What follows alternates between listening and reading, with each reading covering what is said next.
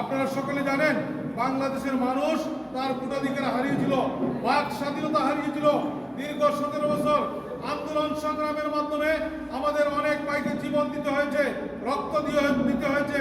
সর্বশেষ জুলাই বিপ্লবের মাধ্যমে আমরা আমাদের মুখের ভাষা ফিরে পেয়েছি, আমরা কথা বলার সুযোগ পেয়েছি, আমাদের ভোটাধিকার ফিরে পেয়েছি।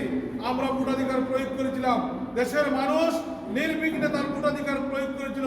কিন্তু দুর্ভাগ্যজনক হলেও সত্য, এই ভোটাধিকারকে মেকানিজমের মাধ্যমে, ইঞ্জিনিয়ারিং এর মাধ্যমে কেড়ে নেওয়া হয়েছে।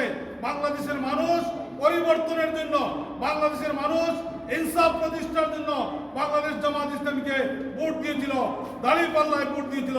আপনারা দেখেছেন একজন উপদেষ্টা নির্দ্বিধায় স্বীকার করেছেন তারা জামাত ইসলামীকে রাষ্ট্র ক্ষমতায় আসতে দেয়নি।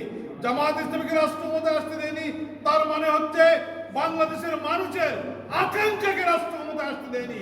দেশের মানুষের আকাঙ্ক্ষাকে যারা হত্যা করেছে তাদের বিচার বাংলাদেশের মানুষ চায়, তাদের বিচার হতে হবে, তাদেরকে আইনের আওতায় আনতে হবে, তাদেরকে জিজ্ঞাসাবাদের মাধ্যমে কেন তারা জনগণের এই আকাঙ্ক্ষাকে হত্যা করলো।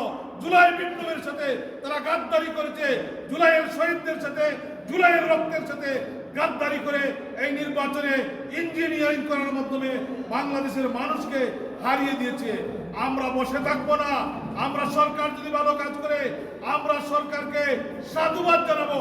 যদি সরকার জন আকাঙ্ক্ষার বিরুদ্ধে ভূমিকা পালন করে সন্ত্রাস, দুর্নীতি, চাঁদাবাজিতে লিপ্ত হয়, আমরা তার বিরুদ্ধে এদেশের মানুষকে সাথে নিয়ে প্রতিরোধ গড়ে তুলব অবশ্যই ইনশাআল্লাহ। তাই আসুন এই রমজানের শিক্ষাকে পুঁজি করে আমরা আমাদের সমাজ এবং রাষ্ট্রীয় জীবনে, পারিবারিক জীবনে ইসলামের অনুশাসনকে আমরা মেনে চলি, আমরা তাকওয়ার গুণাবলী অর্জন করি, আমরা আল্লাহর সন্তুষ্টি অর্জন করি, সেই প্রত্যাশা ব্যক্ত করছি। পাশাপাশি আগামী উপজেলা পরিষদ নির্বাচনে আমি বিশ্বনাথ উপজেলা পরিষদ থেকে চেয়ারম্যান পদে প্রতিদ্বন্দ্বিতা করব। আমি বিগত দিন আপনাদের সর্বাত্মক সহযোগিতা পেয়েছি। আগামী নির্বাচনে আমি আপনাদের সকলের সর্বাত্মক সহযোগিতা এবং দোয়া চাই।